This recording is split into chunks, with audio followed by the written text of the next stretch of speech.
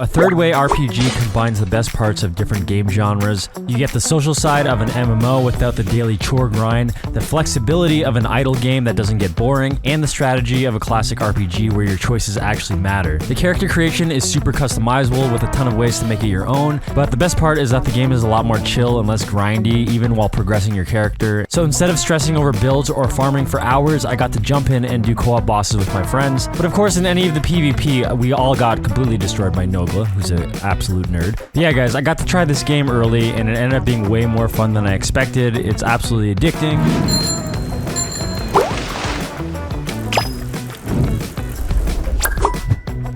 This might be the most fun mobile game I've played in a long time. At first it looks simple, almost automatic. Okay, wait, why is the combat actually insane? It low-key feels like auto chess, but you can still control the builds. Like, your decisions actually matter here. Wait, that combo goes actually so hard. Holy, no way. Then I start exploring the map, and this is where it surprised me. This is not basic idle exploration. This is like real RPG level exploration. Hidden paths, progression routes, actual discovery. That is so clean. And the weird part is, the strategy depth feels like a full console RPG, but without the grind slowing everything down. So this is not just an idle game, it's auto combat real and full RPG progression, all in one.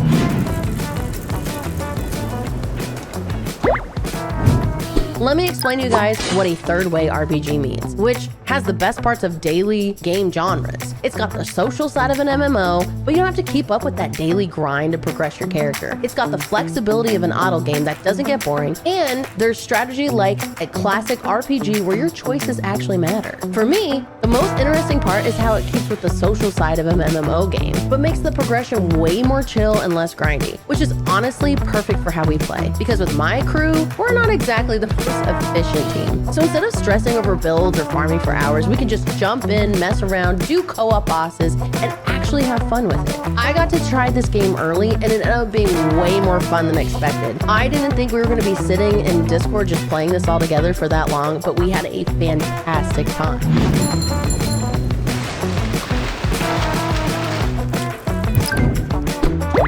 Hear me out. This game is supposedly a third-way RPG. That sounds different. You might be onto something. Yeah, it's this game called Sword Staff. It has classic RPG exploration and growth without the repetitive grind tasks, while still having MMO class progression and social play. You can actually fully customize your character instead of choosing presets, and you can actually beat the allegations while playing this game. The skins aren't like... you know. And it's apparently one of the best large map exploration experiences in an idle game.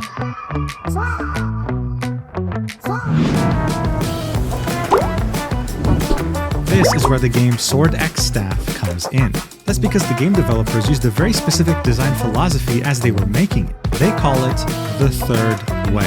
And this means having the social connectivity of an MMO, the ease of an idle game, and the strategic depth of a classic RPG. This means that you're put into this massive world with 5 big kingdoms where you're able to make up your own playstyle, go through progression at your own pace, while having the ability of playing with others. My favorite part is the fact that there's character creation, so yes, you can make your character look as goofy as possible. And if you also happen to be a story player, then great, because there are many quest lines to keep you occupied as well.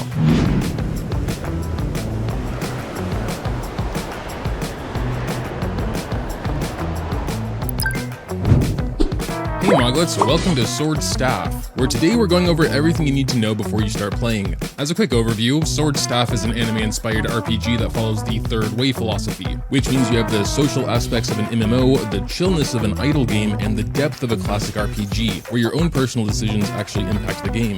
Compared to most open-world anime RPGs, it retains some core aspects, like exploration and progression, but is much more laid back and not as demanding in terms of daily load or pressure to grind. The core gameplay loop involves exploring their vast maps, fighting enemies, and collecting treasures. Once you 100% an area, you can visit the area shrine to light it up and move on to the next one. Eventually, you'll need to become stronger to advance, so we go back home and use the various facilities to increase our strength, leveling gears, skills, and relics primarily, which we'll talk about later.